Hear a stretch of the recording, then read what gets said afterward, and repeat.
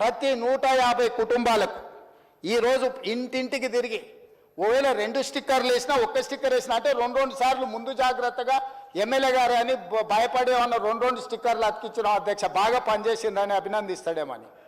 ఈరోజు ఇందులో మేము ఏదైతే చెప్తున్నామో 100% మేము ఇది ఓన్ చేసుకుంటున్నాం అధ్యక్ష, మేము బాధ్యత తీసుకుంటున్నాం.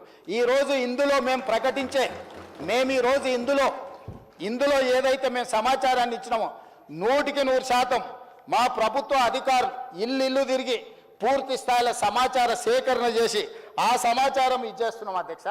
అదేవిధంగా మిత్రుడు శ్రీనివాస్ యాదవ్ గారు కూడా మాట్లాడేటప్పుడు నేను విన్నా, సరేగా దాని మీద పెద్ద చర్చ చేయొద్దు అనుకున్నా, కానీ ఇంత ఎక్స్టెన్సివ్ సమగ్ర కుటుంబ సర్వే చేస్తే మేము చేసిన ఈ ఇల్లు తిరిగి చేసుకొచ్చిన సర్వేలు అధ్యక్ష పాల్గొన్న వాళ్ళ గురించి పేర్లు చెప్తా అధ్యక్ష.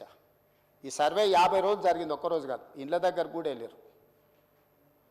కల్వకుంట్ల చంద్రశేఖరరావు గారు ఎమ్మెల్యే గజ్వేల్, కల్వకుంట్ల తారక రామారావు గారు ఎమ్మెల్యే సిరిసిల్ల, తన్నీరు హరీష్ రావు గారు ఎమ్మెల్యే సిద్దిపేట, పద్మారావు గారు MLA Secunderabad, Palla Rajeshwar Reddy MLA Secunderabad, Pochampally Srinivas Reddy MLC మన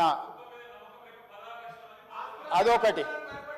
అదేవిధంగా అధ్యక్ష, అదేవిధంగా మా మిత్రుడు పాయల్ శంకర్ గారికి కూడా తెలవాలి, శ్రీమతి డికే అరుణ మహబూబ్ నగర్ ఎంపీ.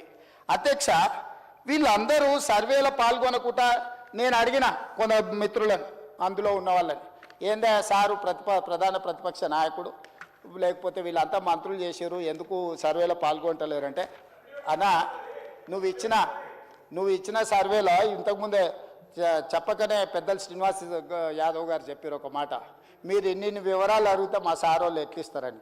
5వ పేజీలో ఏముంది అధ్యక్ష, మీ భూమి వివరాలు చెప్పండి అని అడిగినాం అధ్యక్ష. ఒక్క దెబ్బకే చంద్రశేఖరరావు గారు, తారక రామారావు గారు, హరీష్ రావు గారు వీళ్ళందరూ ఎవరు సమాచారం ఇవ్వలేరు అధ్యక్ష. ఇప్పుడు మేము ఏం అడిగినాం అధ్యక్ష, దీంట్లో అందరూ 3,54,138 మంది సర్వేలో పాల్గొంటే ఇక్కడున్న ఎమ్మెల్యేలు మంత్రులు అందరూ వివరాలు ఇస్తే భూముల వివరాలు అడగంగానే సర్వేలో పాల్గొన్నారా అధ్యక్ష?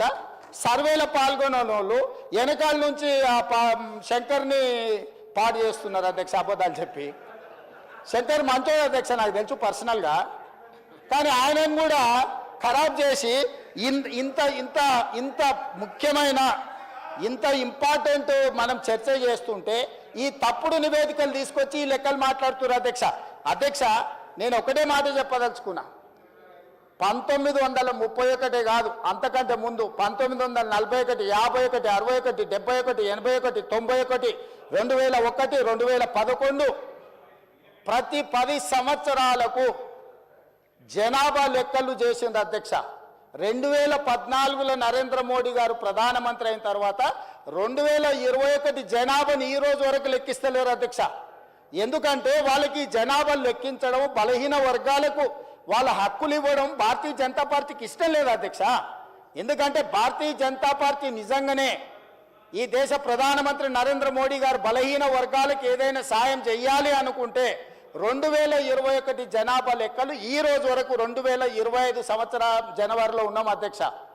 21లో లెక్కించాల్సిన జనాభా స్వతంత్రం రాకంటే ముందు, స్వతంత్రం వచ్చినాక 70 సంవత్సరాలు కంటిన్యూస్గా జరిగిన జనాభా లెక్కలు నరేంద్ర మోడీ గారు ప్రధానమంత్రి అయిన తర్వాత ఎందుకు జనాభాను లెక్కించలేదు?